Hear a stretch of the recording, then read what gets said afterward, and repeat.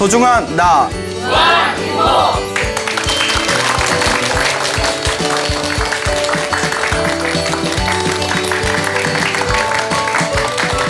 예, 만나서 반갑습니다.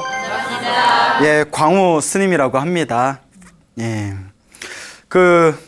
여러분 옛날에 우리 자주 보던 전설의 고향 기억나세요? 네. 오늘은 전설의 고향 같은 믿기기 힘든 하지만 재미난 또 잘 음미해 보면 우리 불자들에게 큰 교훈이 될 만한 이야기를 들려드릴까 합니다. 우리 절집에는 굉장히 기도를 열심히 하는 불자분들이 많으세요. 그리고 또 새로 불자가 되신 많은 불자분들께서 스님들이 기도를 많이 해야 된다. 기도를 많이 해야 업장이 소멸되고 좋은 일이 많이 생긴다라는 이야기를 듣고 처음에는 굉장히 기도를 열심히 합니다. 그러다가 중간중간에 자기가 원하는 만큼 당장 뭐 좋은 결과가 안 생기고 기도를 열심히 한 것 같아도 뭔가 긴가민가 하고 뭐 한 거나 안 한 거나 뭐 별 차이도 없는 것 같고 막 이런 생각이 들다 보면 기도도 안 하게 되고 자꾸 회의감도 들고 그리고 무엇보다 점점 저를 멀리하게 됩니다. 그래서 이제 그런 분들에게 좀 도움이 되었으면 하는 이야기가 되겠습니다. 우리 불교에서는 부처님께서 자기가 지은 업은 반드시 자기가 받는다고 하셨습니다. 또 지금 기도한 공덕은 지금 기도한 공덕만큼 언젠가는 자기가 다 받는다고 하셨습니다. 근데 문제는 언제 받는지 오직 누구만 알아요? 부처님만 아세요. 우리가 지금 관세음보살 기도하고 몇 년 후에 몇 월 며칠 날 이 효과를 받겠다 알면 흔들릴 사람들이 있을까요? 없을까요? 예, 그런데 많은 분들이 뭐 100일 기도를 하면 100일 기도 끝나고 뭔가 좋은 일이 생겨야 되는데 좋은 일도 안 생길 뿐더러 오히려 안 좋은 일이 생길 때도 있고 절에 뭔가 자기가 봉사하고 보시하고 공덕을 지었는데도 뭐 아무런 효험이 없는 것 같고 이럴 때 사실 종교를 믿는 많은 사람들은 중간중간에 큰 장애를 만나게 됩니다. 옛날부터 기도를 하고 공덕을 지어 나가는 삶을 살면서 자기 스스로 회의를 느낀 불자분들의 이야기가 많았던 것 같습니다. 오늘 들려드리는 이야기는 그런 중간에 일어나는 과연 부처님의 기도가 효험이 있는 것인가? 부처님의 가르침이 과연 영험이 있는 것인가? 스스로 회의감을 느끼고 후회의 마음을 일으키는 불자들을 위한 그런 이야기가 될 것 같습니다. 조선시대 세조 때 저 묘양산이라는 산에 상원암이라는 절이 있었다고 합니다. 상원암이라는 조그만 절이 있었대요. 여러분 묘양산 가보셨어요? 못 가보셨어요? 왜 못 가보셨어요? 그렇죠. 북한에 있으니까. 스님 저 가봤어요 하면 이거 좀 이상해지는 거예요? 예? 어디선가 전화 올 수 있어요? 예? 집 앞에 누가 서 있을 수 있고. 그렇죠. 묘양산 북한에 있어서 우리가 이제 가보기는 힘들지만 이제 조선시대 때 묘양산에 상원암이라는 조그만 절이 있었다고 합니다. 상원암에 시운이라는 스님과 혜성이라는 이름을 가진 동자승이 함께 살고 있었다고 합니다. 이 시운 스님께서 그 혜성이라는 이름을 가진 동자승을 애지중지 아끼면서 이렇게 학문을 가르쳤는데 사실 이 혜성이의 원래 본명은 성은 최씨요 이름은 칠옥이라고 했답니다. 최칠옥. 최칠옥. 칠옥. 왜 재밌어요? 이름만 들어도 이름에 빵 터지시네. 칠옥이라고 있었는데 최칠옥이라는 이 동자승이 이제 혜성이라는 본명을 가지고 있었어요. 이 혜성이는 사실 부모님을 다 잃고 어린 나이에 혜성스님 밑에서 자라게 된 동자승입니다. 그리고 이 혜성이의 원래 아버지는 시운스님과 절친한 친구였대요. 근데 이 어떤 전생에 무슨 업보가 있는지 몰라도 이 어린 나이에 그 부모를 잃게 되고 또 시운스님의 친구였던 이 혜성이의 아버지도 죽어가면서 스님에게 자기의 사랑하는 어린 아들을 맡기면서 스님 우리 아들을 잘 키워주시기 바랍니다. 마지막 유언을 남기면서 그 아버지도 쓸쓸하게 삶을 마치게 되었다고 합니다. 그렇게 친한 친구가 갑작스럽게 죽게 되고 또 엄마도 없이 이제 혜성이는 시운 스님 밑에서 무럭무럭 자라게 되는데 시운 스님은 항상 마음속으로 우리 혜성이를 잘 키워서 이심양명하여 나중에 벼슬을 얻어서 최씨 가문을 일으켜야 된다라는 그런 어떤 사명감을 가지고 있었다고 합니다. 우리 같으면 야, 이왕 이렇게 스님 된 거 그냥 열심히 기도하고 나랑 같이 부처님 밑에서 공부하면서 살자 이런 생각을 할 것 같은데 시운 스님은 이제 최씨 가문을 일으키도록 벼슬을 이제 큰 벼슬 관직을 얻게 하는 걸 목표로 두셨나 봐요. 그러니까 이 시운 스님이 열심히 어렸을 때부터 학문을 가르치고 혜성이가 이제 그 기대에 부응해서 아주 총명하게 자랐다고 합니다. 그래서 이제 혜성이의 나이가 20살이 되었을 때, 바야흐로 20살이 되었을 때 시운 스님이 간절하게 천일기도에 들어가셨대요. 우리 혜성이가 장원급제하게 해주십시오. 이심양명하여 큰 벼슬에 오르게 해주십시오 하고 천일이면 몇 년이에요? 3년이에요. 3년. 3년 동안 지극정성으로 부처님께 기도를 올렸대요. 예, 3년 동안. 그 천일기도가 쉬운 게 아니에요. 예, 천일 동안 한결같은 마음으로 기도를 올린 뒤에 천일기도가 딱 끝나자마자 혜성이를 부릅니다. 혜성아, 이제 너의 나이가 이제 벼슬을 해도 충분한 나이가 됐다. 그동안 열심히 과거 공부를 했으니 밑에 내려가서 너도 이제 과거 시험을 보고 급제를 하도록 하여라. 그러니까 이제 혜성이가 스님, 저는 아직 많이 실력이 부족합니다. 조금 더 스님 밑에 있고 싶습니다. 그 스님이, 시운 스님이 아니다. 이제 네가 어렸을 때부터 얼마나 열심히 공부했냐. 나도 간절하게 부처님한테 기도했으니까 분명히 영험이 있을 거다. 내려가거라. 뭐? 열심히 공부한 자여 떠나라. 막 이러셨어요.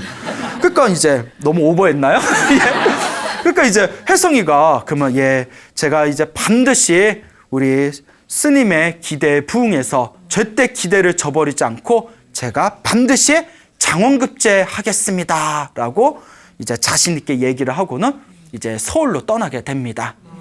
그렇게 이제 몇 달이 지났어요. 몇 달이 지난 뒤에 그때 지금이야 뭐 서울 잘 도착했삼 하고 이렇게 카톡 보내면 예? 뭐 킥킥킥 예? 엄청 힘들어 뭐 이러면서 예? 왜 이리 멀어? 뭐 이러면서. 근데 지금 그때는 뭐 휴대폰이 있어요, 없어요? 없잖아요. 뭐 카톡이 있겠어요, 이메일 있겠어요, 전화가 있겠어요. 그냥 잘 갔나 못 갔나 뭐 잘 갔겠지 뭐 이러면서 몇 달이 지나게 됩니다. 장원급제 하면 벼슬을 딱 하면 이제 여기에 다시 상원암으로 오겠지 이렇게 이제 기다리고 있는데 묘양산 밑에 안주라는 큰 고을이 있었어요. 안주. 예? 뭐 무슨 안주 뭐 이게 아니라 예. 뭐 여러분 뭐 경주, 뭐 충주, 청주, 상주 하듯이 고을주자를 붙여서 안주라는 큰 고을이 있었어요. 안주. 이 안주라는 고을에 큰 고을에 이제 스님이 겨울을 나기 위해서 쌀이 있어야 되니까 큰 묘양산 밑에 안주 고을에 들어가서 그 장터에서 이렇게 시주를 받았다고 합니다. 이렇게 쌀 탁발을 받았는데 탁발을 받고 이제 넉넉하게 이제 쌀을 얻은 뒤에 아 이제 다시 묘양산으로 올라가야겠다 싶은데 저기 웬 젊은 거지가 저벅저벅 걸어오더니 쉬님 배고파서 그런데 국밥 한 그릇 사 먹게 조금만 도와주세요 좀 도와주세요 하는 거예요. 그 젊은 거지를 보니까 옛날 자기 그 혜성이가 생각나는 거예요. 아유 우리 혜성이 나이 좀 되어 보이는데 어쩌다 저렇게 거지꼴이 돼가지고 불쌍하구나. 그래서 이제 동전 이렇게 몇 입을 이렇게 건네주는데 근데 아니 혜성이 닮았네 했는데 자세히 보니까 혜성인 거예요. 네? 혜성이를 닮아서 이렇게 동전 줬는데 알고 봤더니 혜성이네. 혜성아 깜짝 놀란 거예요. 혜성아. 그 혜성이도 보더니 깜짝 놀랐어. 쉬님 이러는 거예요. 아니 서울에 과거 시험 보러 가는 거 왜 그 거짓꼴이 돼가지고 이게 어떻게 된 거냐 하고 붙드는데 혜성이가 순간 너무 창피해가지고 쉬님 몰라요 하면서 예? 그 막 울먹이면서 도망을 가버린 거예요. 자기도 너무 창피했겠죠. 막 도망을 갔어요. 여기 이제 불행의 씨앗이 생긴 거예요. 예? 여기서 이제 서로가 풀 걸 풀었어야 되는데 도망을 가버리니까 스님이 막 장터에서 혜성이를 찾아도 찾을 수가 없는 거예요. 그래서 일단 한참을 찾다가 결국은 절로 돌아옵니다. 그런데 시운 스님이 다혈질이야. 예? 성격이 거칠고 못됐나 봐요. 예? 화가 씩씩 나는 거예요. 우리 같으면 아, 이거 어떻게 된 걸까? 혜성이를 찾아야 되는데 이게 무슨 병고인가 이래야 되는데 시온 스님이 다혈질이었는지 괜히 화풀 데가 없으니까 누구한테 화풀이 했겠어요? 부처님한테 화가 난 거예요. 괘씸한 거예요.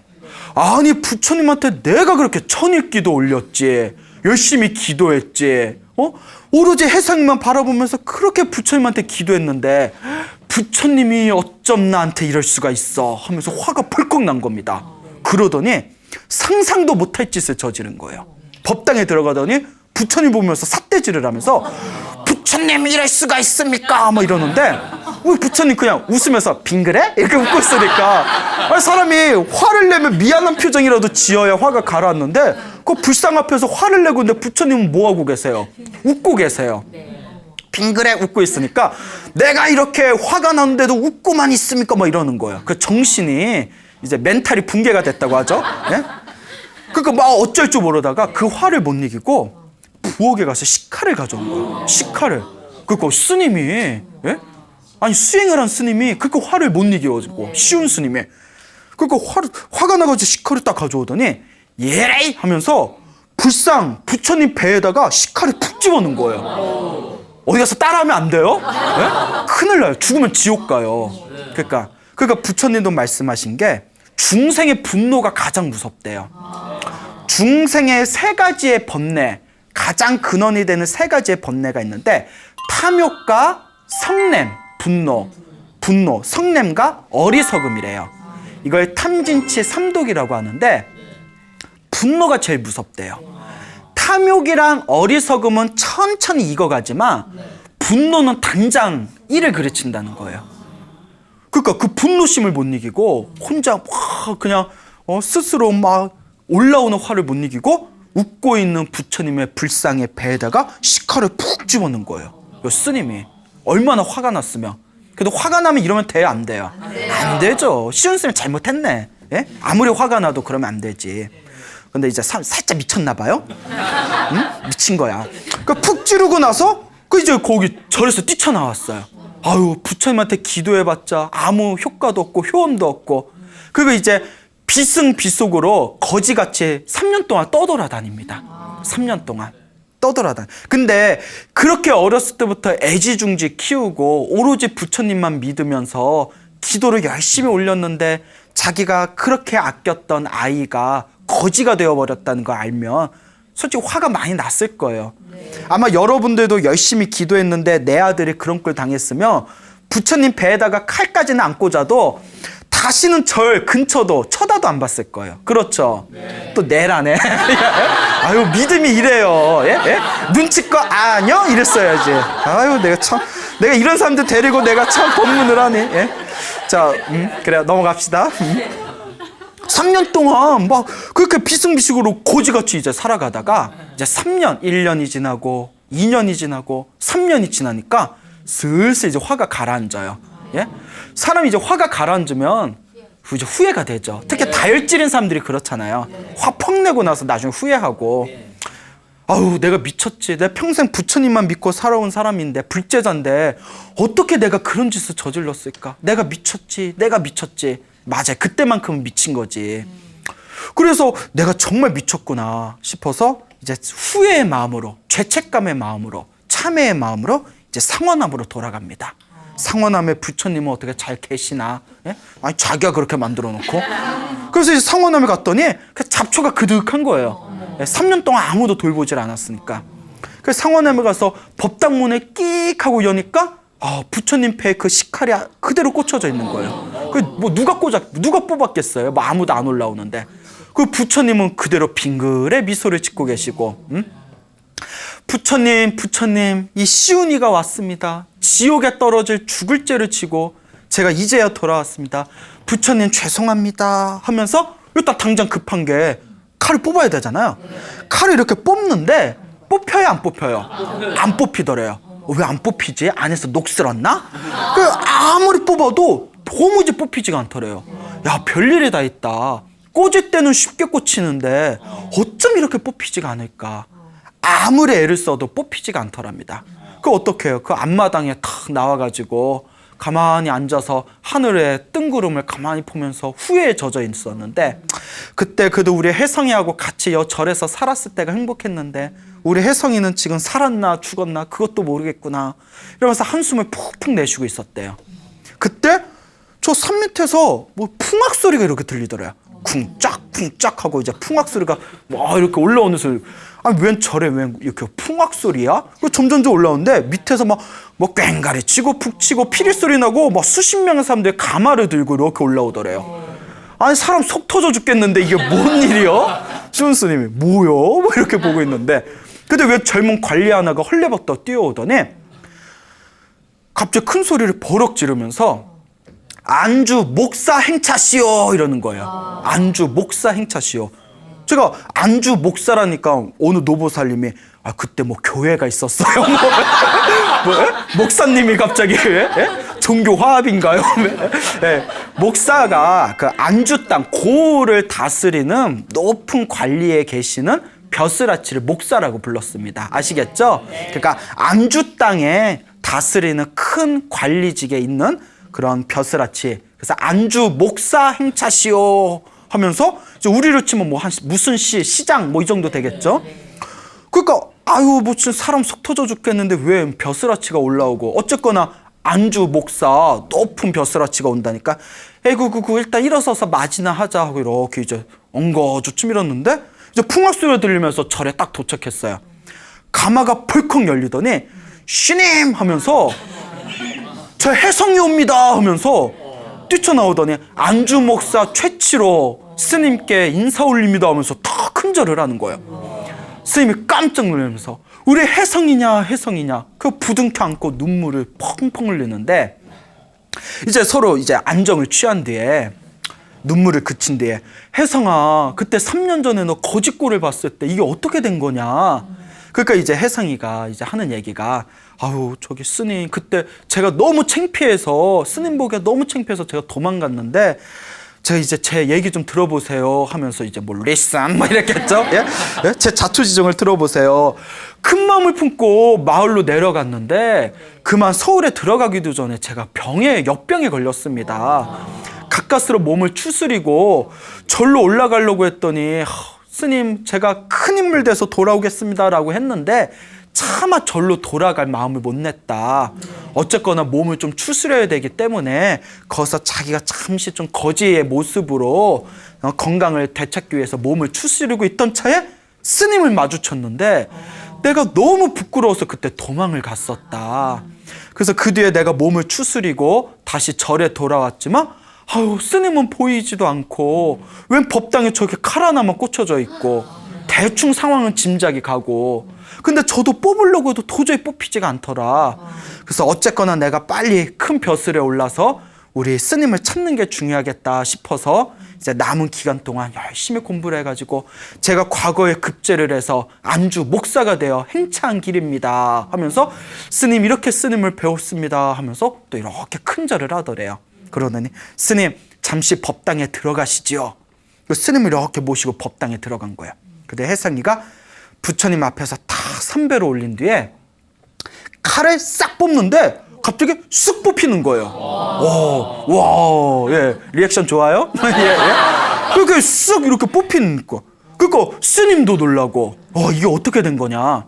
실은 어젯밤에 꿈을 꾸었는데 허연 백발의 노인이 나타나서, 노인이 나타났던 거 보니까 아마 산신령이었을 것 같아요.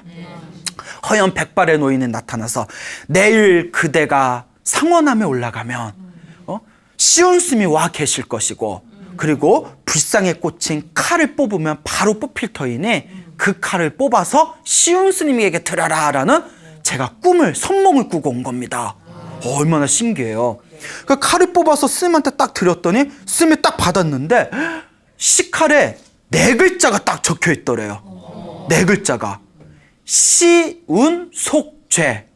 시운은 죄를 갚아라. 속죄해라. 시운 속죄. 그 시칼에 부처님 배에 꽂힌 시칼에 시운 속죄. 시운은 죄를 갚아라. 그러니까 부처님 삐졌어. 내 배에 칼을 꽂아? 시운아 죄를 갚아라 라고 시칼에 쓰여져 있더래요. 깜짝 놀라서 부처님께 기도한 공덕은 언젠가 반드시 받는다고 했는데 내가 그 중간에 일어난 그 마장, 그 업장을 내가 이기지를 못하고 부처님이 영험이 없다고 혼자 분노를 일으키고 정말 지옥에 떨어질 큰 업을 지었구나. 그러니까 사실 이 시온 스님의 천일기도가 이루어진 거예요, 안 이루어진 거예요? 그렇죠. 결과적으로 이루어진 거죠. 결과적으로. 근데 중간에 그 스쳐 지나가는 중간에 그 전생에 지었던 어떤 업보의 가품이 있었겠죠. 그걸 그 마장, 우리 불교에서는 마장이라고 합니다. 중간에 그 시험을 이기질 못하고 순간 정신을 잃고 부처님에 대한 믿음을 저버리게 된 것이죠. 뼈저리게 후회를 하면서 자, 혜성아, 네가 이와 같이 큰 인물이 됐으니 나는 더 이상 여한이 없구나. 하지만 나는 너무나 무거운 죄를 지었다. 남은 기간 동안 내가 지은 이 업을 참여하면서 살겠다. 이제 그 안주 목사니까 권력이 얼마나 쨍쨍해요. 안주 목사 최치록에 이제 도움을 받아서 상원함을 깨끗하게 보수를 합니다. 그게 이제 마지막 기도에 들어가게 됩니다. 시운 스님이 부처님 앞에 깨끗한 물 한 그릇 떠놓고 그 옆에다가 시운 속죄라고 써져 있는 식칼을 부처님 앞에다 놓고 물 한 모금 마시지 않는 단식 기도에 들어갔대요. 목숨을 건 단식 기도에. 내가 목숨을 다 바쳐도 이 업을 어찌 갚을꼬. 그리고 100일 동안 단식 기도에 들어갑니다. 여러분, 물을 먹으면서는 사람이 단식을 할 수 있어도 물조차 안 먹으면 며칠도 못 버틴다고 합니다. 지각한 마음으로 부처님한테 단식 기도를 올리면서 21일이 됐을 때, 37일이라고 하죠. 37일, 21일이 되었을 때 호련히 식칼에 시운 속죄라는 글귀가 싹 사라져 버렸답니다. 그 죄를 갚았다 못 갚았다? 갚았다. 그때 사람들이 보고 너무나 신기하면서 그때 그 동자승이었던 그 혜성 안주모사 최치록에 스님 칼날에 있었던 시운 속죄 죄를 갚아라 라는 글귀가 사라졌으니 이제 그만 물을 드시고 음식을 드시고 건강을 회복하십시오 라고 했지만 우리 시운 스님이 내가 이렇게 무서운 업을 졌는데 어찌 여기서 만족하겠느냐, 나는 끝까지 기도하겠다 하다가 결국 30일 만에 기도를 하다가 이제 고요히 숨을 거뒀다고 합니다.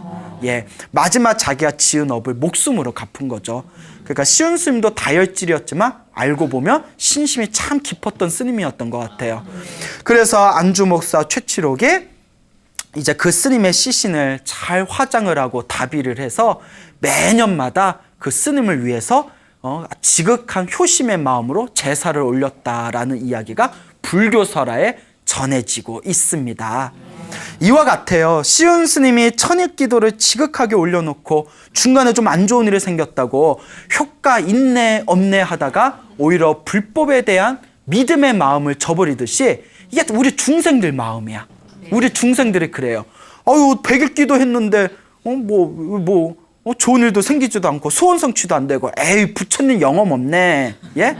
이게 바로 우리 시운 스님과 같은 그런 얄팍한 중생의 마음일 수 있습니다. 하지만 부처님께서 말씀하셨습니다. 복이 많은 사람은 기도를 하면 빨리 이루어지고 복이 없는 사람은 기도를 하면 늦게 이루어진답니다. 빨리 이루어지든 늦게 이루어지든 기도한 공덕은 언젠가는 반드시 받는답니다. 이번 생에 못 얻으면 언제라도 받는다? 다음 생에라도 반드시 받게 된다고 합니다. 여러분들 우리 주변의 불자분들 보면 절에 와서 기도도 제대로 안 하고 맨날 절에 와서 맨날 뭐 말실수나 하고 아니 뭐 저런 분이 뭐하러 절에 오나 싶은 그런 분들도 굉장히 잘 먹고 잘 살고 행복하게 사는 경우가 있어요. 그러면 큰 스님한테 스님 저 신도는 절에 와서 기도도 제대로 안 하고 뭐 절에 신도 같지도 않은데 왜 저렇게 일이 잘 풀리는 겁니까? 하면 큰 스님도 하신 말씀이 그만큼 전생에 닦아서 그랬다. 전생에 얼마나 많이 닦았으면 이번 생에 저렇게 살아도 저렇게 일이 잘 풀리겠느냐. 결국 자기가 지은 업은 다 자기가 받는 거다. 그러니 지금 당장 일이 안 풀릴수록 지금 당장 살아가는 삶이 힘들수록 오히려 전생에 내가 지어놓지 못한 것을 반성하면서 이번 생에 더 열심히 복을 짓고 기도해야 된다라고 큰 스님들께서 누누이 말씀을 하셨습니다. 이번 생에 못 받아도 반드시 다음 생에 받는다라는 것을 기억해 두시기 바랍니다. 그런 의미에서 또 다른 이야기를 드리자면, 옛날에 강원도는 가보셨죠? 네. 강원도에 보계산이라는 산이 있었답니다. 보계산. 그 보계산에 심원사라는 절이 있었대요. 심원사. 그래서 옛날부터 보계산 심원사라고 하면 우리 한국 불교에서도 지장도량으로 유명했던 절이에요. 지장도량으로. 보계산 심원사. 그 옛날 옛적에 보계산 심원사에 묘선이라는 젊은 스님이 계셨대요. 이 묘선이라는 젊은 스님이 계셨는데, 이 묘선 스님이 심원사를 딱 보니까 너무 절이 오래돼서 퇴락한 거예요. 아, 내가 어떻게 해야 이 절을 크게 일으킬 수 있을까? 그래, 일단 부처님한테 기도를 올려보자. 그래서 부처님한테 백일 기도를 지극정성을 올렸대요. 정말 지극한 정성으로 백일 기도를, 부처님 이 절을 크게 일으키고 싶습니다. 부디 저에게 지혜를 주십시오 하고 열심히 기도를 하는데, 백일 기도가 딱 끝나고 나서 꿈에 부처님이 나타나셨대요. 야, 부처님이 딱 나타나셨더니 묘선아 부르시는 거예요. 그래서 뭐 이렇게 했죠. 누구세요? 나 부처님이다. 어이구 부처님, 웬일로 이렇게 나타나셨습니까? 이러니까 너의 백일 기도가 너무나 간절하고 정성스러워서 너에게 지혜를 주기 위해서 왔다. 그래서 꿈에서 뭐라고 하시냐면, 내일 아침 일찍 절 밖으로 나가라. 절 밖에 나가서 제일 먼저 마주치는 사람이 바로 이 심원사를 크게 일으킬 사람이다. 그는 절에 나가서 제일 먼저 만나는 사람한테 이 절을 크게 일으키도록 시주해달라고, 보시해달라고, 시주자가 되어달라고 부탁을 하거라라고 딱 꿈에 선몽을 하시는 거예요. 묘선 스님이 꿈에서 딱 깼는데 범삼치가 않은 거예요. 그래서 부처님께서 나보고 화주를 해서 시주자를 구해오라고 하는구나 라고 이제 마음으로 부처님께서 나에게 지혜를 주셨구나 라고 짐작을 합니다. 자, 그 불교 용어 중에 우리가 불사를 할 때 불사를 하십시오라고 권하고 불사를 끌어들이는 분을 화주라고 부릅니다. 화주. 그리고 화주가 불사를 동참하십시오라고 하면 예 알겠습니다 하고 보시해주는 분을 시주라고 부릅니다. 화주는 받는 사람, 시주는 주는 사람, 이렇게 이해하시면 됩니다. 알겠죠? 그래서 이제 화주와 시주라고 하는데, 이제 묘선 스님이 화주가 돼가지고 이제 부처님 그 꿈의 선몽대로 그 다음날 아침에 일찍 절 밖에 딱 나갑니다. 처음에 만나는 사람이 절을 크게 일으킨다고 했는데 누구를 만날까? 왕을 만날까? 암행어사를 만날까? 공주님을 만날까? 의리의리한 부자를 만날까? 처음에 만나는 사람이라고 했거든요. 누구일까 하고 갔는데 앞에 딱 하고 누가 나타난 거예요. 스님 일찍 나오셨네요 하고 딱 만났는데 애군머니나 밑에 마을에 왜 머슴이에요. 나이 많은 노총각 머슴을 딱 만난 거예요. 그 묘선 스님이 현실을 부정합니다. 아니야 이건 아니야. 그래도 이건 아니야. 심원사를 크게 일으켜야 되는데 저 머슴은 아니야 이건 뭔가 착오가 있는 거야. 그리고 그냥 하고 지나가려는데 부처님 꿈이 자꾸 걸리는 거예요. 첫 번째 만난 사람이랬잖아요. 어떡해요. 그 머슴을 붙들어요. 저기 내 얘기 좀 잠깐 들어보세요 하고 붙들어요. 그러니까 왜 신님 왜 그렇습니까? 이 노총각 머슴한테 꿈 얘기를 합니다. 부처님이 꿈에서 절 밖에서 처음 만난 사람에게 부탁을 하라고 했는데 내가 우리 그 밑에 마을에 머슴으로 살고 있는 당신을 만났어. 그래서 참 어쨌거나 내가 꿈에서 그렇게 부처님께 들었기 때문에 내가 이렇게 사실대로 얘기를 하는 것이요. 그 머슴을 가만히 듣더니 옛날 사람 얼마나 순수해요. 요새 사람 같으면 아마 스님 꿈에 너무 집착하면 안 됩니다. 내가 뭔 돈이 있다고. 저 다른 한번 저기 한양 쪽으로 한번 가보세요. 뭐 이럴 수도 있었을 텐데 옛날 사람 참 순수하잖아요. 예? 옛날 사람들 사기도 잘 당했을 것 같아. 또 맞대네. 예? 머슴이 꿈에서 자기를 지목해 준 거잖아요. 부처님이. 뭔가 감동이 느껴졌나 봐요. 순진해. 스님, 제가 지금 50평생 동안 장가도 못 갔는데, 예? 뭐 눈물이 나오려고 그러네요. 예? 제가 지금 와서 장가를 가서 가정을 꾸민들 제가 얼마나 더 살겠습니까?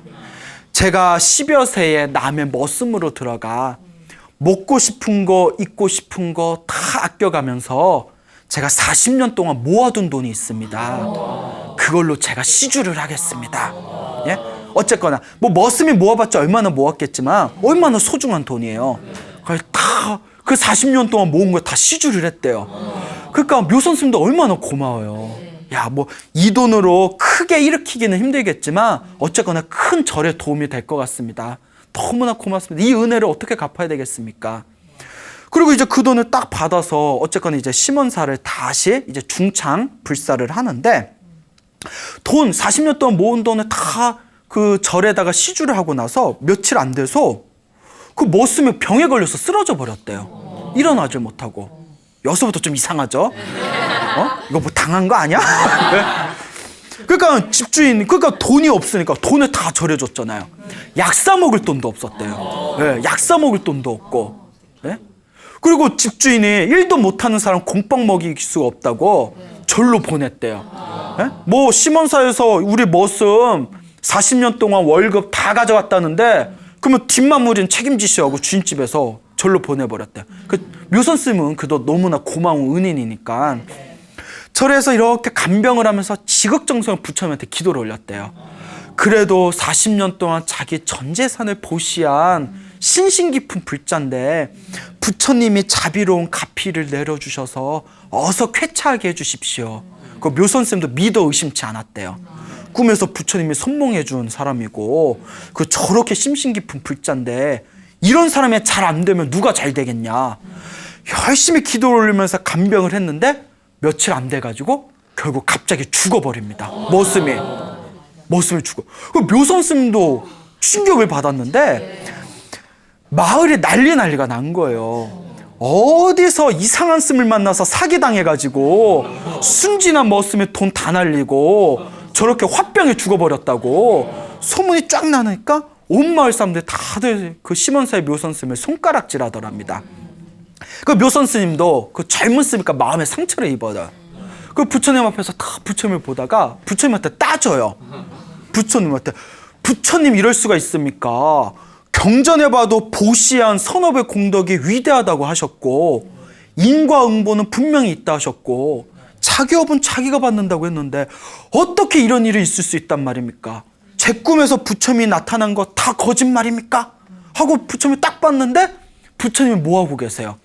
예, 빙그레? 이렇게 웃고 계세요. 예? 뭐 네가 따지든가 말든가 뭐 예? 그 웃고 있으니까 뭐 또 화가 난 거예요.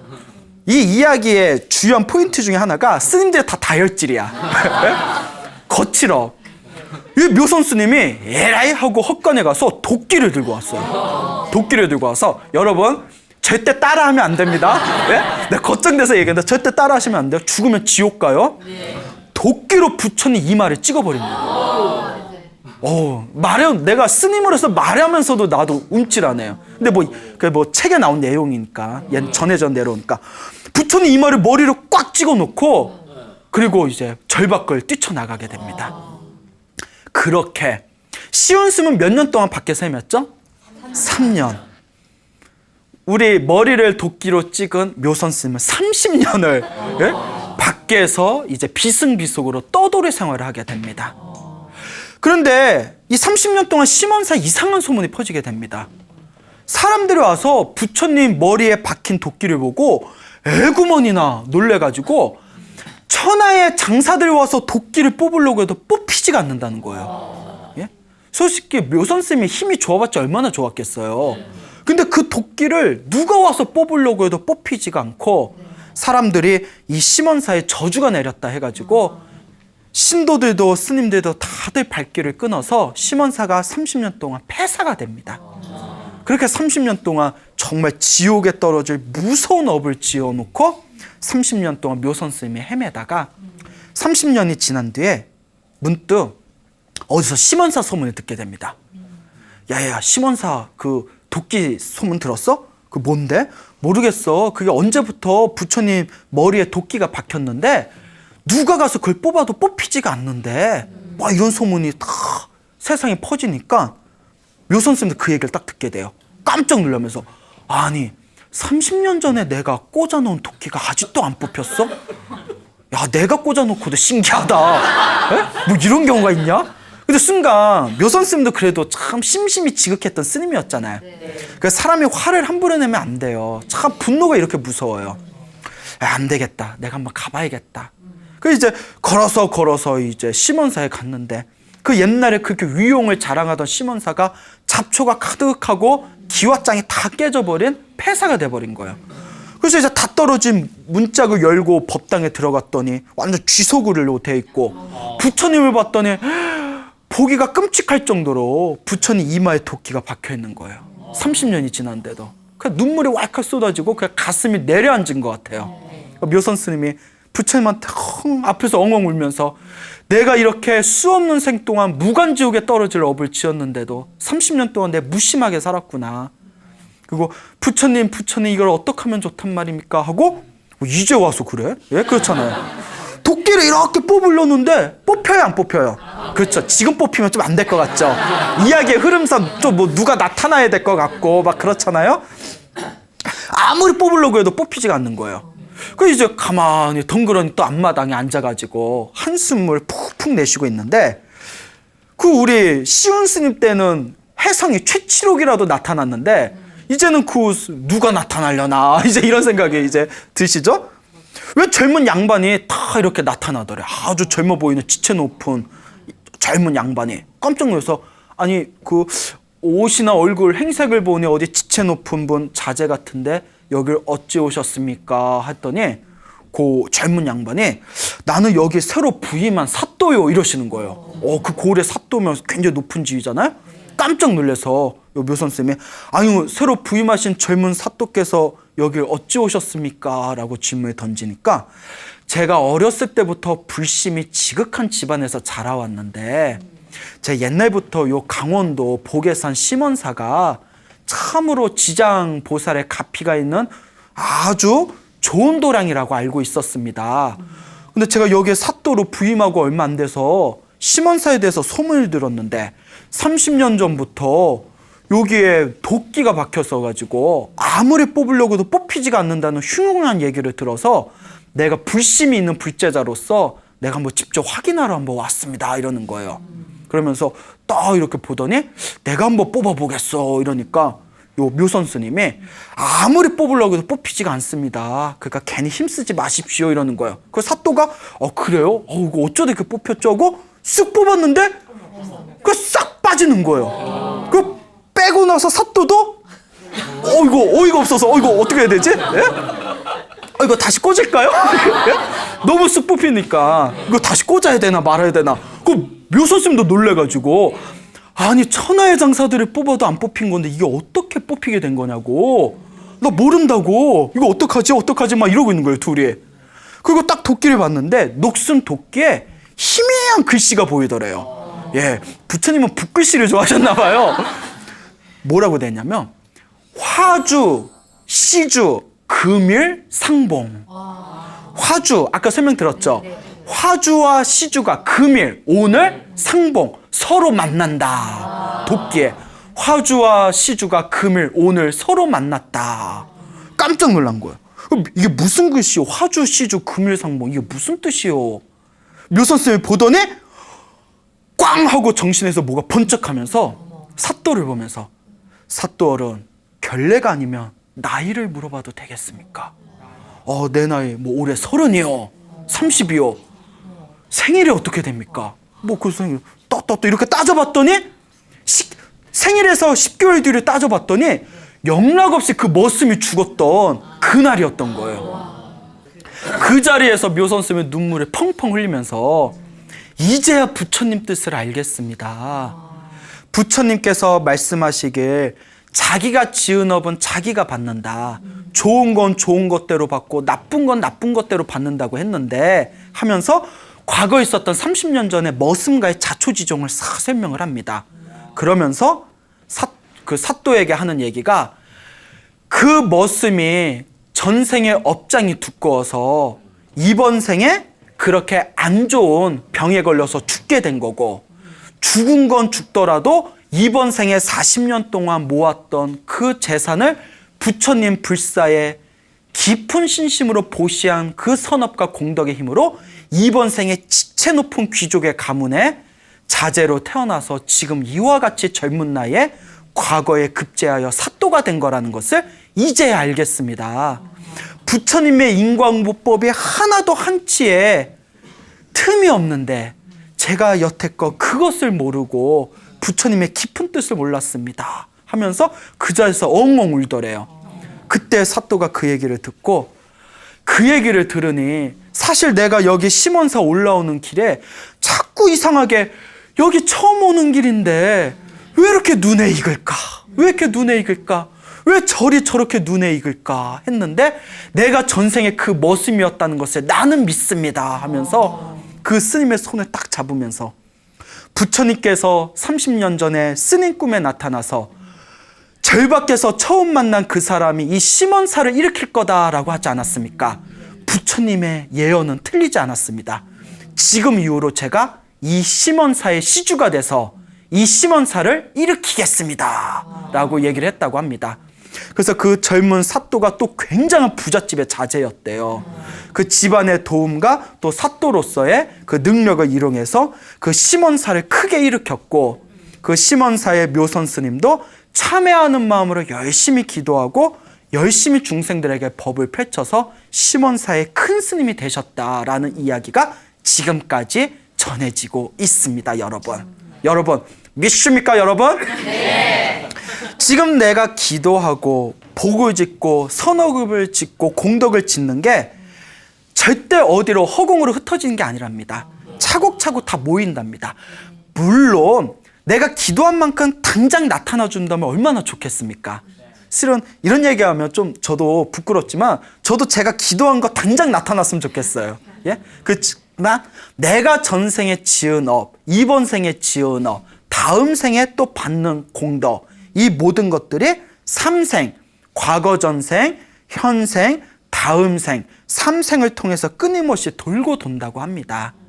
과거 전생에 지었던 선업은 선업대로, 악업은 악업대로 이번 생에 내가 받는 것이고, 이번 생에 지은 나의 선업은 선업대로, 악업은 악업대로 이번 생에 받거나 또 다음 생에 받게 된다고 합니다. 그러니 여러분들도 살아가시면서 내가 지금까지 살아오면서 행복한 일이 더 많았는가? 불행한 일이 더 많았는가? 원하는 일이 쉽게 이루어졌는가? 내가 바라는 일들이 더디게 이루어졌는가? 스스로를 점검해 보시기 바랍니다. 전생에 복을 많이 지었으면 이번 생에 내가 원하는 일들이 쉽게 이루어지고 행복한 일들이 더 많이 생길 것이고, 내가 전생에 지어놓은 선업이나 복이 없으면 이번 생에 내가 바라는 일들이 자꾸 더디게 이루어지고 자꾸 마음에 걸리는 일들이 생기고 자꾸 좋지 못한 일들이 생기는 것입니다. 여러분들 삶에 행복한 일이 많았다면 아이고 내가 전생에 선업을 많이 지어서 이번 생에 이렇게 누리나 보다 생각하시고 이번 생에 더욱 열심히 복을 지으시기 바랍니다. 만약에 여러분들 살아오신 삶이 좀 답답하고 좋지 못한 일들이 많았다면 전생에 내가 지어놓은 게 없으니 이번 생이라도 열심히 짓자라는 마음으로 미래를 위한 여러분들의 선업에 저축을 해보시기를 바랍니다. 반드시 여러분들이 지은 업은, 여러분들이 지은 공덕은 이번 생이든 다음 생이든 반드시 여러분들이 받아가시게 될 것입니다.